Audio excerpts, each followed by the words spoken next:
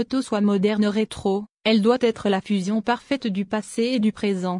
La Katana d'origine était une moto révolutionnaire pour Suzuki, offrant un design révolutionnaire et des performances époustouflantes. Et ça allait être une tâche de reproduire l'original. Alors, Suzuki a-t-il réussi? En effet, ils ont. Alors que le moto de base est le GSX S1000, les éléments repris du Katana d'origine incluent le phare rectangulaire, l'épée coupée sur le réservoir et la carrosserie argentée que l'Inde n'obtient pas. Un changement significatif par rapport à l'original était le guidon. Alors que l'original a des clips, le Katana de la génération actuelle reçoit un guidon plat et surélevé.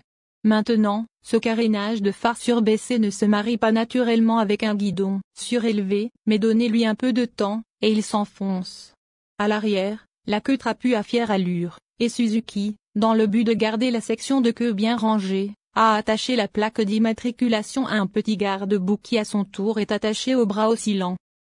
Même le sarguard, qui est une vilaine horreur sur la plupart des motos, a été bien conçu. L'ajustement et la finition sont agréables, les plastiques sont excellents, tout comme les interrupteurs et les commandes. Dans l'ensemble, Suzuki a fait un excellent travail avec la conception. Le côté rétro est parfait, il coule de manière cohérente avec la partie moderne de la moto. Le Katana 2023 obtient pas mal de mises à jour maintenant. Commençons d'abord par la console d'instruments. Le Katana reçoit un écran et LCD avec rétroéclairage orange mais semble blanc pendant la journée pour une meilleure visibilité. En ce qui concerne les informations, il y en a beaucoup aussi.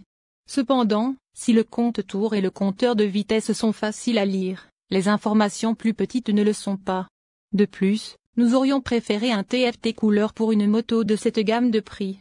Sur le plan électronique, le Katana reçoit la suite Suzuki Intelligent Ride System.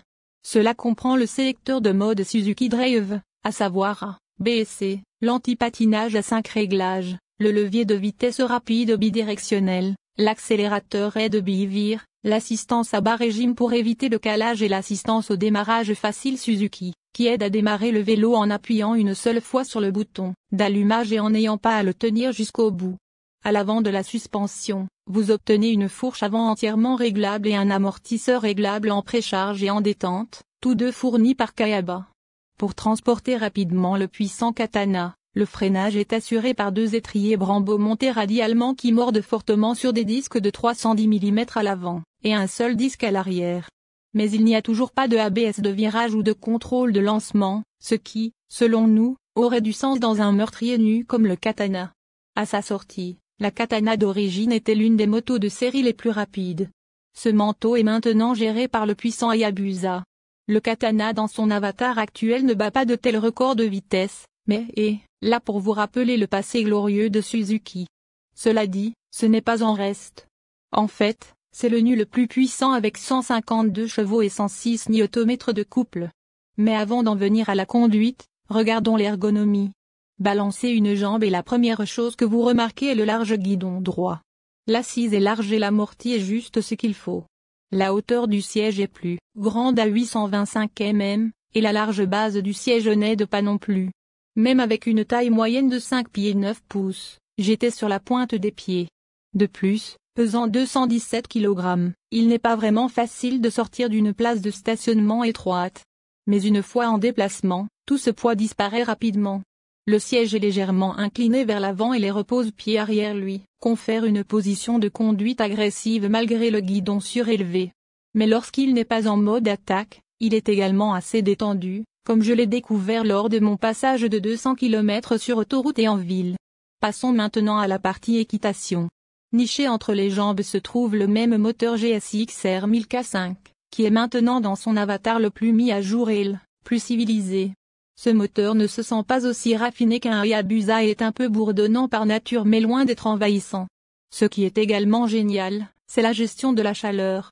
Même à 40 à 50 km/h en deuxième ou troisième vitesse, il fait un peu chaud mais ne finit jamais par cuire les jambes. De plus, le moteur est extrêmement maniable et passe facilement en troisième vitesse. Ce qui aide également ici, c'est l'assistance à bas régime, qui évite de caler au cas où le pilote serait nouveau. Passez en mode A lorsque vous souhaitez découvrir le Katana dans toute sa splendeur.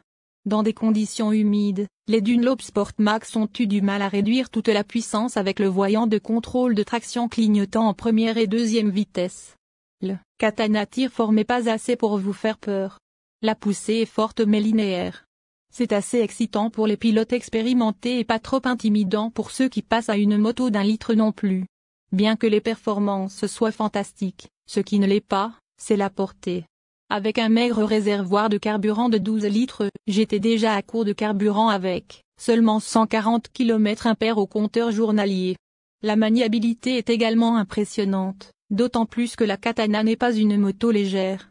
Il est extrêmement stable dans les longs virages et le large guidon offre un bon effet de levier lors de la transition d'un côté à l'autre.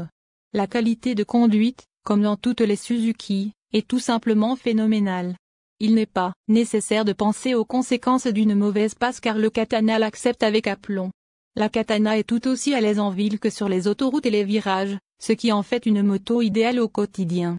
La Suzuki Katana se présente comme une excellente moto rétro pour ceux qui veulent puiser dans son glorieux héritage mais qui veulent en même temps une moto moderne et pratique. Cependant, avec un prix élevé de Rs 23 000 $, le Katana n'est pas vraiment un bon rapport qualité-prix, étant donné qu'il existe des options moins chères sous la forme du Kawasaki Ninja 1000 et d'autres offres de Triumph. Le Katana est également limité en termes de capacité, étant donné qu'il n'est pas exactement sportif ou adapté aux tournées. Mais ce qu'il apporte à la table, c'est un design rétro exceptionnellement époustouflant et un caractère amical qui sera aimé et apprécié.